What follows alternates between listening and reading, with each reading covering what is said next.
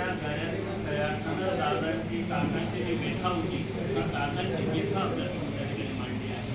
आणि म्हणून मांडण्यासाठी शब्दच नव्हे तर गीतातून सुद्धा काका आपल्यापर्यंत पोहोचले आहेत की त्यांचा जीवनपट कसा होता, त्यांचा संघर्ष कशा पद्धतीने त्या ठिकाणी त्यांचं जीवन त्या ठिकाणी विकसित केलं आणि हे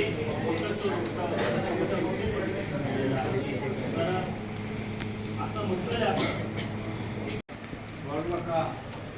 दादा होता पेंटर हे सुद्धा आपल्या या कार्यक्रमासाठी आहे.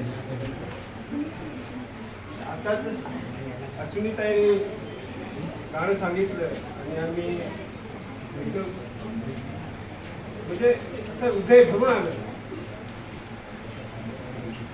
काकांच्या या आठवणी आपण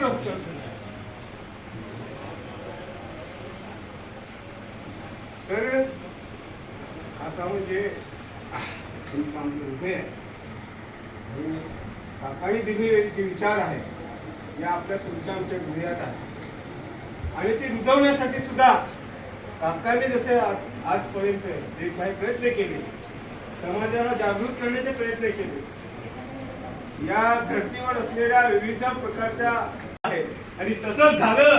अनेक माझ्या आया बहिणी आता कोचाई बर्माच्या ठिकाणी त्यांची घरं दारा तोडून गेली, अनेक लोक मेली, त्यांच्या जागा जमिनी घेतल्या गेल्या आणि महिना 2-2 महिने रस्त्यावर बसून घरं तोडल्यामुळे आंदोलन केली तरी सुद्धा सरकार झुकून पाहिलं नाही. शेवटी आज ही स्थिती तीच आहे आणि अशाच लोकांच्या जी काही आज जगभर हाहाकार माजलेला आहे तरी सुद्धा आदिवासीचं म्हणणं कोणी ऐकून घेत नाही. आणि म्हणून काकांनी या सगळ्या प्रोजेक्टला विरोध केला की हा विनाशकारी प्रयोग आम्हाला नको आहे. आणि आज जवळजवळ काकांनी सांगितलं की म्हणजे पर्यावरण वाचलं तर जग वाचेल आणि म्हणून हे पर्यावरण आम्ही खचू देणार नाही, आम्ही यातली झाडं तोडू देणार नाही, आमची जागा आम्ही देणार नाही अशा पद्धतीने घेऊन आम्ही अनेक वर्ष आंदोलन केली. आजही ती आंदोलन चालू आहे आणि ती रेटून देण्याचं काम ही व्यवस्थित असलेले जी काही व्यवस्था आहे ही करत आहे. तर त्याच्या तऱ्हेने काकाने आम्हाला उभं राहण्याचं काम आम्हाला केलं. यापुढे आम्हाला ज्या ज्या व्यवस्थेमध्ये राहू, भले काय व्हायचे ते होईल. ते आता जे आंदोलन दिल्लीला झाले, तरुण लोक उतरले. इथे माझे 2 शब्द संपवतो. जोहर, जिंदाबाद.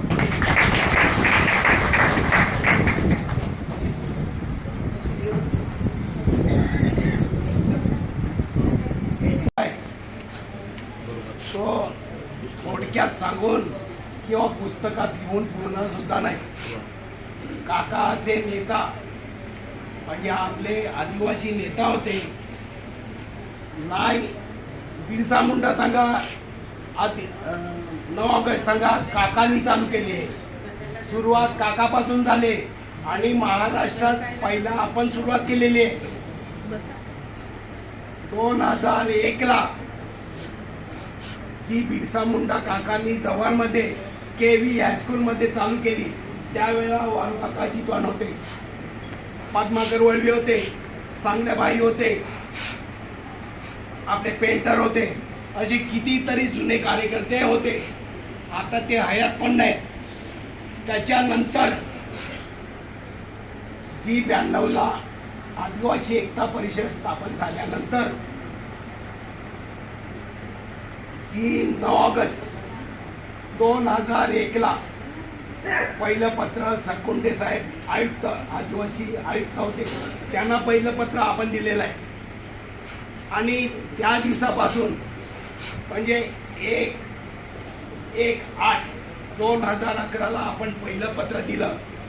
आणि तेव्हा सरकुंडे साहेब आपले आदिवासी असल्यामुळे त्यांनी स्वतः आम्हाला सांगितलं, काका तुम्ही आले फार उशीर केलेला आहे, हे अगोदर व्हायला पाहिजे.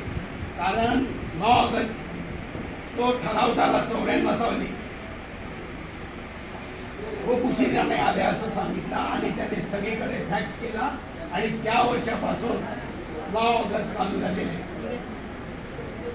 एवढं वाईट वाटते की अक्षरशः गारगावला पूर्ण जंगल कापलं गेलं. तिकडे पण खूप खंत वाटली की जर आज काका असते. आणि हे मी बोलत नाही, हे फक्त आदिवासी समाज बोलत नाही, तर हा बिगर आदिवासी समाज आहे जे कुणबी मांगेला समाज, किनारपट्टीची लोक आहेत ती पण बोलत आहेत की आज काका असते तर हे झालं नसतं. म्हणजे काका गेल्याची खंत फक्त आदिवासींना किंवा आपल्या कार्यकर्त्यांना नाही, तर समस्त भूमिपुत्रांना काका गेल्याची खंत आहे. वारवणमध्ये चालू आहे. वारवण बंद फक्त नाव आहे. वारवण बंद झालं तर फक्त वारवणच्या लोकांचं काय होईल असं काही नाही आहे. वारवण हा विनाशकारी प्रकल्प पूर्ण अजगरासारखा आहे. वसईमध्ये काम करतोय. खरं तर आज काकांचा जन्मदिवस आहे, बरोबर आहे ना? आणि आपण काकांचा जन्मदिवस साजरा करतोय. तर काकांचा जन्मदिवस हा आपण सुरुवातीला वसई तालुक्यामध्ये साजरा केला. म्हणजे काका जिवंत असताना त्याचा आपण लोक मेल्यानंतर त्यांचा जन्मदिवस साजरा करतात, परंतु काकांचं असं भाग्य आहे की ते जिवंत असताना त्यांचा आपण जन्मदिवस वसईमधून साजरा करायला सुरुवात केली, बरोबर आहे ना? आणि एक महत्वाची गोष्ट अशी काकांची मला सांगायची या ठिकाणी की वसईमधून त्या ठिकाणी जवळजवळ काकांना महिला आणि पुरुषांनी जसं आपण लग्नाला आहेर करतो तसं काकांना पॉकेट दिलेलं होतं. आणि त्याचा जन्मदिवस संपल्याच्या दुसऱ्या दिवशी काका इथे आले आणि त्यांनी पाकिटं खोलली असतील तर जवळजवळ 70,000 रुपये त्या पॉकेटमध्ये जमा झालेले होते. आणि काकाने मला फोन केला, बोलतो तुम्ही वसईकर, आणि बोलतो मला खूप मोठी मदत केली. म्हटलं काय झालं काका? तर त्या पॉकेटून बोलतो मला एक 70,000 रुपये बोलतो वसईमधून बोलतो मिळाले, आणि माझ्या डोक्यावर बोलतो जे कर्ज होतं ते कर्ज मी त्या पैशातून बोलतो फेडणार आहे, म्हणून बोलतो वसईवाल्यांनी बोलतो खूप मोठी मदत केली, माझं बोलतो कर्ज त्यातून नीट झालं. म्हणण्याचा उद्देश एवढाच आहे की लोकांनी ते पैसे म्हणजे काकांनी ते पैसे स्वतःसाठी वापरले नाही, तर समाजासाठी जे काय कार्यक्रम केले असतील किंवा समाजासाठी जे काम करायला त्यांनी कर्ज घेतलं असेल ते कर्ज त्याच्या पेट झालं, म्हणजे नीट झालं. एक मोठं खूप काकांचं ते काम झालेलं होतं. दुसरी एक महत्वाची गोष्ट अशी मला काकाने एक सांगितलेली होती की एक तुम्ही सुशिक्षित लोक आहेत बोलतो म्हणजे थोडेफार लिहिता वाचता, तर बऱ्याचशा ठिकाणी असं आहे की बरेचसे आपले म्हणजे टीव्ही वाले असतील किंवा पेपरवाले असतील, आपले जे आंदोलन असतात त्याच्या बातम्या कधी छापतात कधी नाही छापत, असे काकांनी माझ्यासमोर एक खंत व्यक्त केलेली होती वसईमध्ये. आणि त्या हिशोबाने आपण वसई तालुक्यातून एक आदिवासी एकता परिषदचं कॅलेंडर सुद्धा एक तयार केलं, आणि त्या कॅलेंडरचं पहिलं उद्घाटन सुद्धा काकांच्या हस्ते आपण केलं. दुसरी गोष्ट आता एक सांगायची गोष्ट आहे की आपण आदिवासी एकता परिषदचं एक न्यूज चॅनल चालू केलेलं आहे सर्वांच्या माहितीसाठी, म्हणून मी सांगतोय की आपल्या आदिवासी एकता परिषदचे न्यूज चॅनल चालू केले, आणि मी स्वतः त्याचं हँडल आहे. आपण 2-3 पत्रकार सुद्धा आपण त्याचे वसईमधून एक तयार केलेले आहेत, आणि आजचा कार्यक्रम सुद्धा त्याच्यावर तुम्हाला पाहायला भेटणार आहे. मी फक्त आयोजकांनी 2 मिनिटं मागितली होती, एवढंच बोलतो. जवाहर आणि 119 लोकांना अरेस्ट केला. काहींना दारूमध्ये ठेवलं, काहींना बोईसरमध्ये ठेवलं. मित्रांनो, माझ्या त्या दिवशी आया बहिणींनी जे शिवाय साप दिले, आणि तुम्ही बघितले की 24 तास ते 36 तासानंतर जो पाऊस झाला सर्वांनी अनुभवलं. काय त्या पावसाने अवस्था खराब केली की वापी आपल्या इकडे तर झालं पण वापी ते अहमदाबादपर्यंत 2-2 माळ्यापर्यंत पाणी भरलं. म्हणजे निसर्ग तुम्हाला कधी काठी मारेल सांगता येत नाही. तो बरोबर शांतपणे काठी मारतो आणि काठीचा आवाजही येत नाही. आणि या परमेश्वराने ते दाखवून दिलं, कारण गोद्या वाढवण बनवणार आहे आणि त्याला ही पहिली झलक दिलेली आहे. दुसरं उदाहरण असं आहे की 23 मार्चला आम्ही लोक वाढवण बंदरसाठी आझाद मैदानला गेलो होतो. मित्रांनो, डहाणूवरून 7:10ची मी ट्रेन पकडली. 7:10च्या ट्रेनमध्ये आम्ही सर्वांना बसलो. पूर्ण ट्रेनचा डब्बा तुम्हाला भरत वायला दादाने सांगितलं आपल्याला डब्यामध्ये बसायचं तेही फर्स्ट क्लासमध्ये, कारण अशा डब्यामध्ये बसलो तर आपल्याला हालता पण येणार नाही. तुला ठीक आहे, फर्स्ट क्लासमध्ये आम्ही बसलो सर्वांना, फुल डबा झाला. आता बाकीची लोक आलं बसायची जागा नाही. तिकडनं कार्यक्रम आटपला आझाद मैदानचा. 3 सकाळची परत ट्रेन पकडली, ती पण फर्स्ट क्लासमध्ये. परत बसलो फर्स्ट क्लासमध्ये. बसल्यानंतर जेवढे लोक नंतर आले त्यांना उभे सर्वांनी फोन केला. मरीन लाईन्सला चर्चगेट सुटलं, मरीन लाईन्सला आलो. ग्रँड रोडला बरोबर त्या लोकांनी नेचरनी रोडला 8 TC भरले, आणि त्याच्याबरोबर 2-3 पोलीस स्कूलमध्ये. त्याने तिकीट नाही, काही नाही, कारण आम्हाला काकाने शिकवलं काय आमच्या गावात आमचं सरकार काय, आणि ट्रेन पण आमची सर्वच आमचं. त्याच्यामुळे आम्ही जिंदाबाद तिकीट हमेशा प्रवास करतो. मग ते आमचं कुठला गुजरात राज्य असू दे, राजस्थान असू दे, कुठलंही राज्य आहे का नाही. आणि आमचं जे आहे ते कुठला जिंदाबाद तिकीट. काका आहे मारुती सोनवणे. आणि आपण जयंतीचा कार्यक्रम साजरा करत असताना सर्वजण काकांच्या आठवणीमध्ये गुंततो रमतो. याचा अर्थ काय होतो, तर काकांचं जगणं असं होतं की त्यांनी आपल्या सर्वांच्या जगण्याला स्पर्श केला. मला वाटतं असं कोणी नाही आहे की ज्याच्या जगण्यावरती काकांनी हात लावला नसेल. त्यामुळे तुम्हाला त्यांची आठवण पदोपदी येत असते. चळवळीचा, संघटनेचा किंवा समाजाचा कार्यकर्ता, नेता कसा असला पाहिजे याचं जर आपण उदाहरण शोधायचं ठरवलं तर एक नाव आपल्या समोर येतं, ते म्हणजे काका. कुठलीही परिस्थिती समोर आली तर माझ्यासारखे विचार करतो आम्ही की या सिच्युएशन मध्ये, या परिस्थितीमध्ये काका असं तर काकांनी कसा विचार केला. काकांना कधी रडताना मी नाही पाहिजे. पाहिलं का कोणी आपल्यापैकी? कोणी नाही पाहिजे. काकाला रागावताना पाहिलंय, पण तो राग सुद्धा क्षणिक आहे, तेवढा पुरता. आणि तोही कसा, मार खाऊन कशाला आला हा राग आहे. समोर त्याला मारून आला तर खुश आहे काका, पण मार खाऊन कशाला आलास, अन्याय सहन करून कशाला आलास, हा राग. तर काकाला सुद्धा रागावताना आपण मोजक्याच वेळा पाहिजे.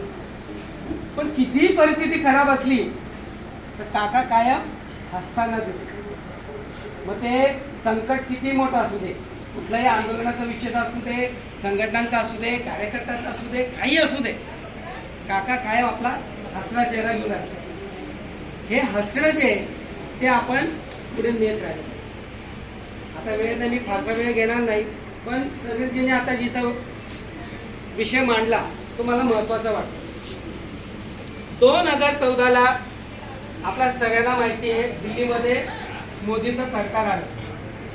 देशभरामधलं वातावरण काय होतं, आता संकट आलेले, हुकुमशाही आलेली, आता काय खरं नाही, म्हणजे रडगाणं सुरू होतं.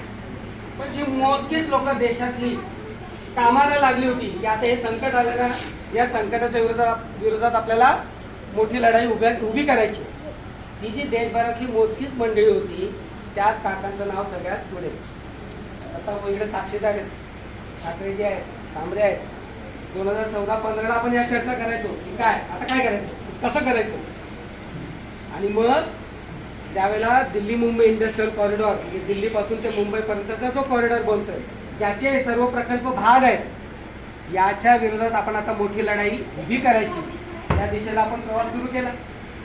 तिथं भटकतच होतो, राजस्थान, गुजरात, हरियाणा. मग माझ्या जोडीला त्या वयामध्ये ऐन थंडीमध्ये काका नाही, लता कळबट, मी, राजू पांढरा, आम्ही सगळेजण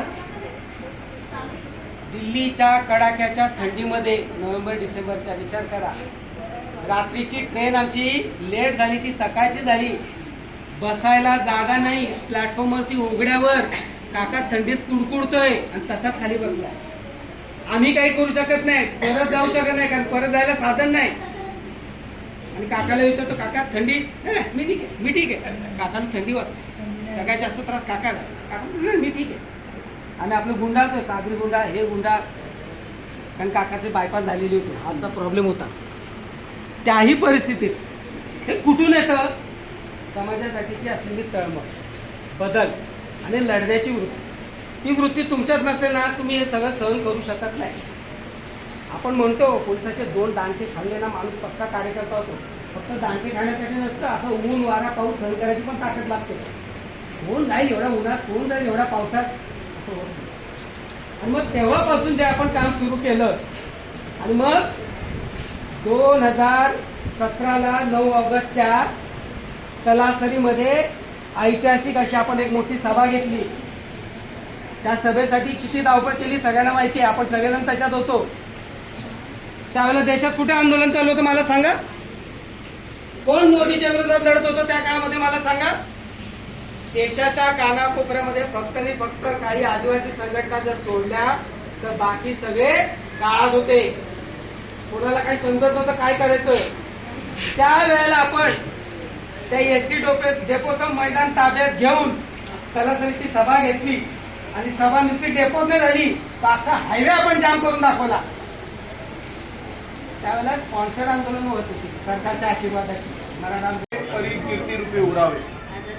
या शब्दांना खरोखर काका खरे ठरलेले आहेत की अजून एक दुसरी कविता आहे, त्याचे सुरुवातीचेच विषय आहेत की जन पळभर म्हणतील हाय हाय, की कुणी व्यक्ती वारलं, खरोखर लोक दुःखी होतात, पण नंतर आपल्या कामाला लागतात. पण काकांनी समाजासाठी इतकं भरीव काम केलं की त्यांच्या पश्चात आज आपण इतके सगळे लोक जमलेलो आहोत. खरोखर काकांना म्हणजे मानावं तितकं कमी आहे की मोठं कार्य त्यांनी केलेलं आहे. मी जास्त बोलणार नाही, परंतु इथे 2 मिनिटं बोलावं हे मला वाटलं की आदिवासी समाजासाठी काकांनी खरोखर भरीव काम केलेलं आहे. पण माझ्यासारख्या तरुणावर पण काकांचा खूप मोठा प्रभाव झालेला आहे.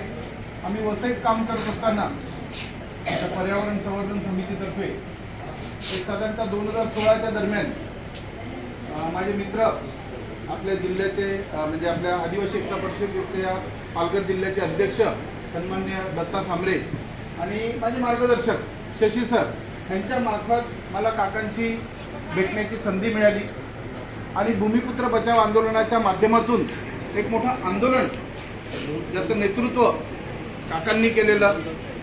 कालचा परवाचा दिल्लीतला जंतर मंतरवरचा लढा तुम्ही पाहिला, एक फार मोठं यश मिळालं. पण ह्या संपूर्ण भारतात जर ह्या दंगलखोर आणि तडीपार व्यक्तींच्या नेतृत्वात जे सरकार स्थापन झालेलं 2014 त्याच्या विरोधात जर का खरी लढाई चालू झाली असेल तर आपण सर्वांनी काकांच्या खांद्याला खांदा लावून जी उभी केलेली, ज्याचा 9 ऑगस्ट 2017ला जी तलासरीतली मोठी रॅली झाली, तर या मोदी या हुकुमशहाच्या विरोधात जर का देशात सर्वात मोठं जे आंदोलन उभं राहिलेलं तर ते 2017 सालीच उभं राहिलेलं. आज त्याचे हळूहळू फळं दिसत आहेत. आज ही फळं बघण्यासाठी काका प्रत्यक्षात जरी नसले तरी काका नक्कीच पाहत असतील की मी खरोखर चांगलं काम सुरुवात केलेलं, जे आज तरुण पिढी, जे युवक आणि तरुण, जिथे कुठलाही पक्ष नाही, कुठली संघटना नाही, अशा युवकांनी पुढे नेलेलं आहे. तर आपण सर्व मिळून काकांचं हे काम असंच पुढे चालू ठेवूया. पुन्हा एकदा सर्वांना मी जोर आणि धन्यवाद. त्याच्यावर वारू काकांनी ते स्टेज म्हणून कविता सुद्धा चांगली बनवलेली आहे की आपले दुःख आपण आपल्या शेठ सावकाराला बिगर आदिवासी पुढाऱ्यांना सांगतो, साहेब माझ्या जागेचा प्रश्न आहे, माझ्या कार्डाचा प्रश्न आहे, माझ्या घराचा प्रश्न आहे. मग ते साहेब आपल्याला सांगतात ठीक आहे, अमुक ठिकाणी मीटिंग आहे, तुम्ही लोक घ्या आणि त्या मीटिंगला या. आपण मीटिंगला जाऊन बसतो, आपले दुःख मांडायला आपल्याला स्टेजवर कोणी बोलवत नाही. आणि तो बिगर आदिवासी पुढारी असेल तो स्टेजवर बसणार आणि भाषण करणार आणि माझं दुःख मलाच सांगणार. काय सांगणार? ते दत्ता सांबरेचं असं आहे, दत्ता सांबरेचं कसं आहे. अरे त्याला तू सांगण्यापेक्षा त्याचं दुःख मांडायला त्याला बोलवणार स्टेजवर, ते नाही, आपल्याला फक्त टाळ्या वाजवायच्या. तर अशी परिस्थिती होती. आणि जेव्हा मी महासंमेलन पहिला जो देवखोपचा बघितला आणि जेव्हा मला पटलं की आपलं अस्तित्व फक्त आदिवासी एकता परिषद मध्येच आहे, इतर समाजाच्या नादी लागून आपल्याला चालणार नाही. आणि तेव्हापासून मी आदिवासी एकता परिषद मध्ये सक्रिय कार्यकर्ता झालो. त्याच्यानंतर माझ्या स्वतःची कामं मी काकांजवळ घेऊन आलेलो. आम्ही फॉरेस्ट प्लॉट काढलेला आहे, आपल्या वसईच्या घरांचे विषय आहे. ते विषय जेव्हा मी काकांच्या पुढे मांडले, परंतु काकांनी माझं काम एकही आजपर्यंत केलं नाही. हे मी प्रत्येक मीटिंग मध्ये सांगतो किंवा भाषणात सांगतो. काका आज आपल्यामध्ये राहिलेला आहे, परंतु माझं काम पण काकांनी स्वतःनी कधी येऊन केलं नाही. परंतु आज आपलं काम, आपली समाजाची कामं कशी करायची हे मला काकांनी शिकवलं. काय केलं, माझं काम काकांनी केलं नाही, पण काम कसं करायची ही पद्धत मला काकांनी शिकवली. कार्यालय मिशन आदिवासी एकता परिषद तालुक्यात येथे सर्व उपस्थित आणि माझे आदरणीय वारुकाका सोनावणे आणि सर्व वरिष्ठ कार्यकर्ते, आज खऱ्या अर्थानं कालुराम काकाची जयंती साजरा करणे म्हणजे खूप आता आनंदाची गोष्ट आहे. का जे आज कालुराम काका माझे, आज मी जो संघटनेमध्ये सामील झालो किंवा जॉईन झालो तो काकांमुळे. काका हे माझे जीवनाचे शिल्पकार आहेत. निसर्ग का आहे हे काकांनी मला समजावून सांगितलेलं आहे. माझे प्रेरणास्थान आहेत ते. आणि काकांच्या समोर मी पूर्णपणे नतमस्तक होतो, त्यांना वंदन करतो. आज आता आपण सर्वांनी अनेक तिथे वक्ते केले, अनेक वक्त्यांनी आज आपल्याला मार्गदर्शन केलं. पण मला एक सांगायचं का, ही भूमिशन आदिवासी एकता परिषदेची चळवळ आहे, ही चळवळीसाठी सर्वांनी एकत्र आलं पाहिजे आणि एकत्र लढल्या पाहिजे. आज इथे जर सर्वांनी सांगितलं नाही तर या कानातून ऐकणार आणि या कानातून सोडून जाणार, तसं करू नका. का हे इथे प्रत्येक कार्यकर्ता सांगतो, तुम्हाला उभं राहण्यासाठी शिकवतो. उभं राहिला पाहिजे, जो अन्याय अत्याचार होतो त्याच्या विरुद्ध लढला पाहिजे. पण आम्ही लढायला तयार नाही. आम्ही किती ऐकलं तरी आम्ही जाऊन ना फक्त शांत राहतो. म्हणजे आज मला तर सांगायचं का, आपल्या गावामध्ये एखादं बैल बघतो, ती बैल पडवडतील. मी बैलाला, एखाद्या बैलाला वरती सिंगाला हात लावला तर तो सिंग हलवतो, मागे हात लावला तर लाभ देतो. पण आम्ही आज एवढा अन्याय अत्याचार झाले, आज शिक्षणाच्या बाबतीत असं, आरोग्याच्या बाबतीत असं, आज अनेक अन्याय अत्याचार होतं. जो आला तर आम्ही सहन करायला तयार आहे.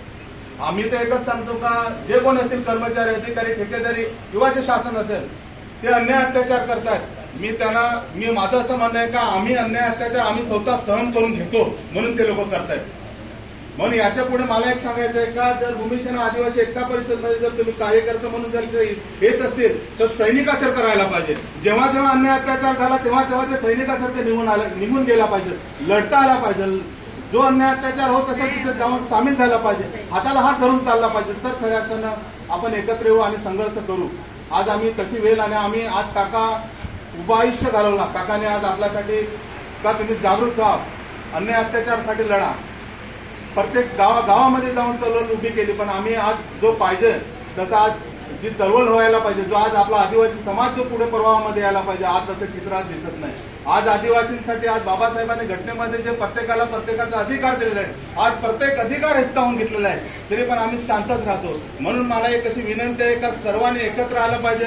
जेव्हा जेव्हा समाजावर अन्याय अत्याचार होत असेल तेव्हा तेव्हा सर्वांनी सैनिकासारखं निघून आलं पाहिजे, तर लढाई केली पाहिजे. तर कुठेतरी आपण आपल्या भविष्यासाठी, आपल्या येणारी जी पिढी आहे त्यांच्यासाठी कुठेतरी आपण न्याय देऊ शकतो.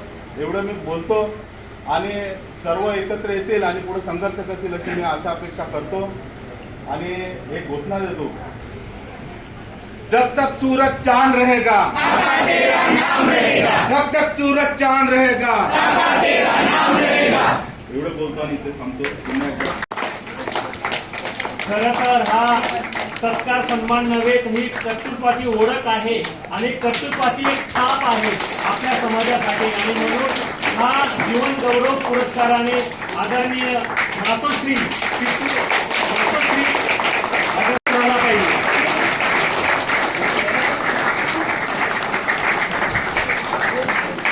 आदरणीय दत्ता सोंडे हे जिल्हाध्यक्ष आहेत. सत्कार करावा, तदनंतर सन्मान चिन्ह म्हणून जीवन गौरव पुरस्काराने आपल्याला या ठिकाणी सत्कार सन्मान या ठिकाणी करण्यात येत आहे. जिल्ह्याचे रहिवासी असून दामू अण्णा एकता परिषदचे दामू अण्णा यांचे सुपुत्र आहेत आणि दामू अण्णांनी एकता परिषदला देखील खूप मोठं योगदान, बलिदान दिलेलं आहे. आणि म्हणून एक दामू अण्णा आजही आपल्या प्रमोद भाऊ मध्ये जिवंत आहेत आणि ती चळवळ आपण चालू ठेवू. आपण आलेल्या सर्व बंधू आणि भगिनींचे खूप खूप धन्यवाद. तसंच आज आपल्या या शिबिरास रक्तदान शिबिर आणि डोळे तपासणीचा कार्यक्रम, तसाच वृक्ष वाटपाचा कार्यक्रम ज्यांनी म्हणजे आपल्या तालुका कमिटीने जो आयोजित केलेला आहे त्यांचे सुद्धा आभार. आपल्या नंदुरबार जिल्ह्यातून ज्येष्ठ कार्यकर्ते, ज्येष्ठ नेते, संस्थापक आदरणीय वाहरू काका, गोसा पेंटर दादा, प्रमोद दादा, आनंद दादा आणि आपले जे आता ज्या सरांनी सूत्रसंचालन केले भामरे सर यांचे सुद्धा खूप खूप आभार. ज्या रक्तदानामध्ये ज्या लोकांनी रक्तदान केलेले आहे त्यांचे सुद्धा आभार. तसेच जमलेल्या सर्व बंधू भगिनीचे आभार. आलेल्या डॉक्टर जे संस्था आहे, काय संस्थेचं नाव, यश पाटील यांचे सुद्धा आभार. आणि सर्व बाकीचे जे जेवण करायला आहेत, ज्यांनी जेवणाची सोय केलेली आहे त्यांचे सुद्धा आभार. सगळ्यांनी जेवून जायचं आहे. आपला हा कार्यक्रम आपण इथे थांबवतो, पण अजूनपर्यंत रक्तदान शिबिराचा कार्यक्रम चालू आहे, डोळे तपासणी शिबिराचा कार्यक्रम चालू आहे. जेवढ्यांना जमेल त्यांनी सगळ्यांनी रक्तदान करून जायचं आहे, डोळे तपासून जायचं. आणि ज्या लोकांनी रक्तदान शिबिर रक्तदान दिलेले आहे त्यांना वृक्ष वाटप देणार आहे.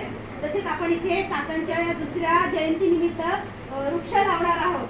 तर जेवून आपण वृक्षारोपण करूया आणि नंतर आपल्या घरी जाऊया. धन्यवाद. जोहार, जिंदाबाद.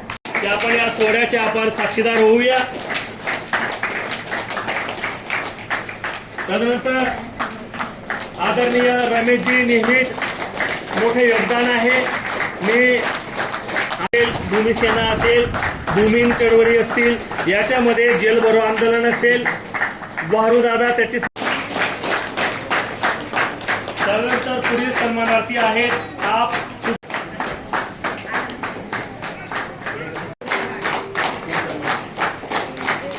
परिषदमध्ये आपलं योग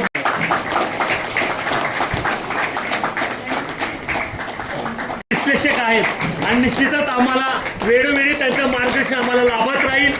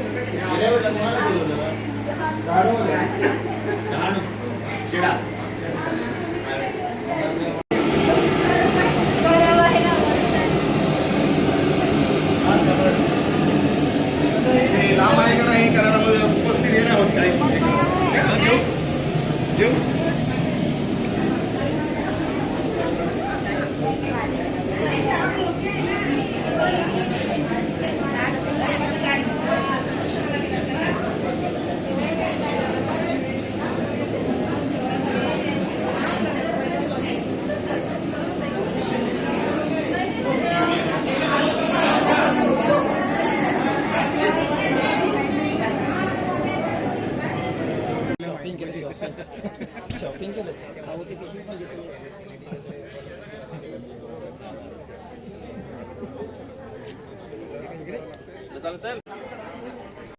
घे पुढे.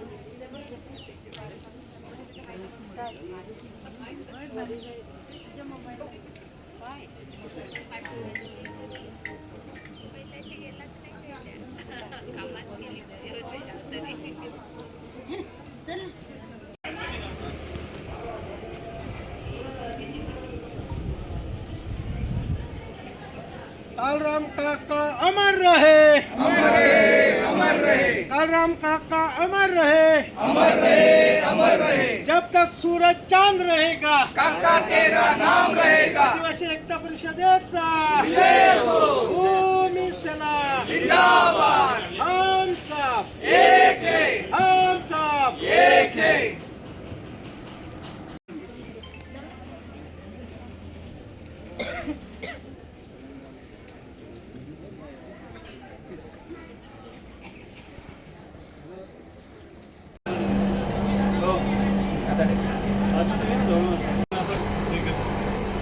बीपी डायबिटीज का गोळा नाही खात ना तो?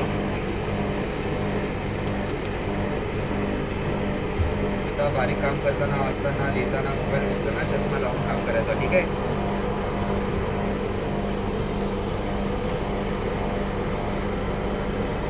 चष्माला बसलाय ना ताई, त्याच्याकडे फॉर्म दिला ना, चष्मा देतो.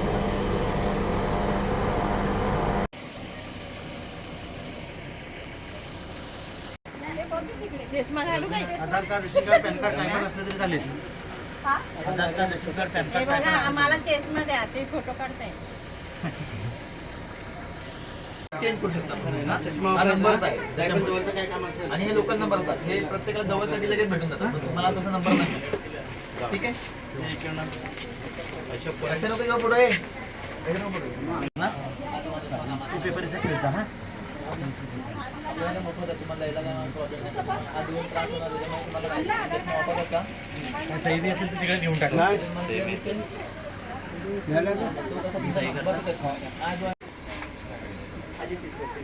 बस